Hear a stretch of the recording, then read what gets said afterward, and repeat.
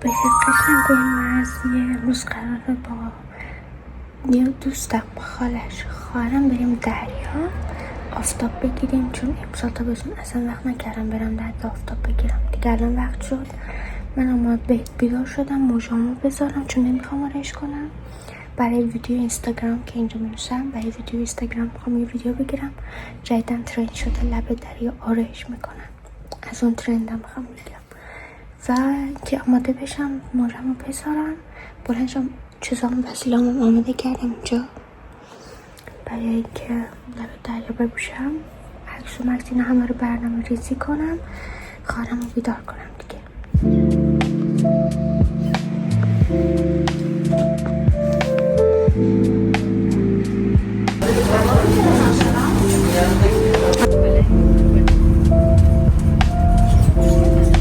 بالاخره ما رسیدیم. دوستامون تازه خواب بیدار شده بودن، دیر بیدار شدم بخاطر ما لباس عوض کنم. خواهرم میگه چرا اینجا عوض میکنی؟ الان هم داره اینجا عوض میکنه، خودش عوض بکن. عکسمون رو میگیریم تا دوستامون میاد عکسمون رو گرفته باشیم. آماده لیتس گو. بچه اینجا اومدیم عکس بگیریم. یه جای قشنگه. گفتم اگه بشه عکس بگیریم بهمون میذاره عکس بگیریم یا نه؟ گفت آره میخوای عکس بگیریم کاری بکن. اینا داره خودمون اومد اینجا عکس رو بگیریم. خیلی جای قشنگه. هم داره اونجا عکس میگیره. بعد که دوستام اومد دیگه میریم تو دریا. خیلی جای قشنگیه.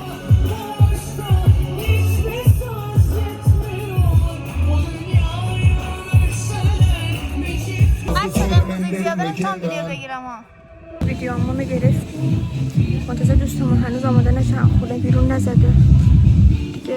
منتظر اونم بیا بره لب ساری ویدیو هم بگیریم واسه اینستاگرام. خوشگل ترند. ما شنامونو کردیم، آفتابونو گرفتیم، الان داریم میریم دیگه. آماده شیم بریم خونه. من برم قبل اینکه برم خونه ناخن وقت ناخن دارم ناخنامو درست کنم، بعد میرم خونه.